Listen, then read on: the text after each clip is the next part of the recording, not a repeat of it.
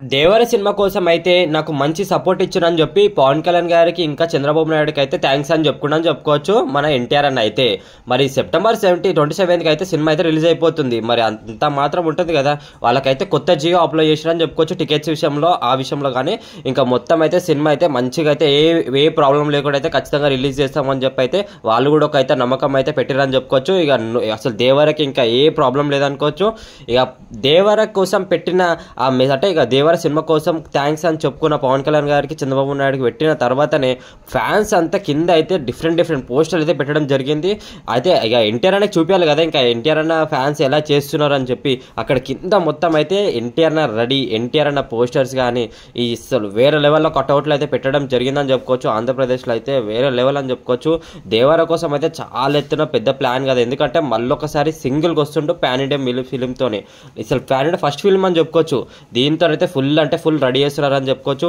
Pawan Kalyan fans అయితే కింద message పెడుతున్నారు, ఎన్టీఆర్ అన్న ఫ్యాన్స్కి మేము అయితే ఖచ్చితంగా మద్దతు ఉంటాము, మరి మాస్ కదా, మాస్ యాక్టర్ కదా, అందరం అయితే వెళ్ళి చూస్తామని చెప్పి చాలా అంటే చాలా సపోర్టివ్గా ఇద్దరు పోస్టర్లు పెట్టుకొని అయితే చాలా ఎగురుతున్నారు అని చెప్పుకోవచ్చు. ఎన్టీఆర్ నగర్లో కానీ ఎక్కడైనా కానీ మొత్తం వైరల్ అవుతున్నాయి అని చెప్పుకోవచ్చు. మొత్తం ఇప్పుడు ఎక్స్లో మాత్రం అయితే అసలు దేవర పోస్టర్లు అయితే వేరే లెవెల్లో వాళ్ళకి నచ్చినట్టుగా ఫ్యాన్ ఒక్కొక్క పోస్టర్ని డిజైన్ చేసుకుంటా మొత్తం అంతా పెడుతున్నారు అని చెప్పుకోవచ్చు.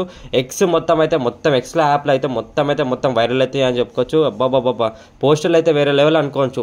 ఒక్కొక్క పోస్టర్ అయితే వేరే లెవెల్లో డిజైన్ చేశారు. అసలు సినిమా ఇండస్ట్రీలో ఇలాంటి పోస్టర్ కూడా డిజైన్ చేయలేదు, ఫ్యాన్స్ అయితే ఆ లెవెల్లో డిజైన్ చేశారు అని చెప్పుకోవచ్చు. పవన్ కళ్యాణ్ గారు, ఎన్టీఆర్ గారు అయితే ఇంకా అసలు ప్రభాస్ గారి ఫొటోస్ కూడా చూసారు అనుకుంటా కదా, మొత్తం అసలు డిజైన్లో చేశారని చెప్పుకోవచ్చు. మొత్తం అంతా ఇప్పుడు సెప్టెంబర్లో దేవర హవా నడుస్తుందని చెప్పుకోవచ్చు. మనం ఏంది సెప్టెంబర్ 27కి అయితే దేవర రిలీజ్తో అయితే చాలా అంటే చాలా పాన్ ఇండియా లెవెల్లో రిలీజ్ అయిపోతుందని చెప్పుకోవచ్చు. టికెట్ రేట్స్ కూడా భారీగానే ఉన్నాయని చెప్పుకోవచ్చు.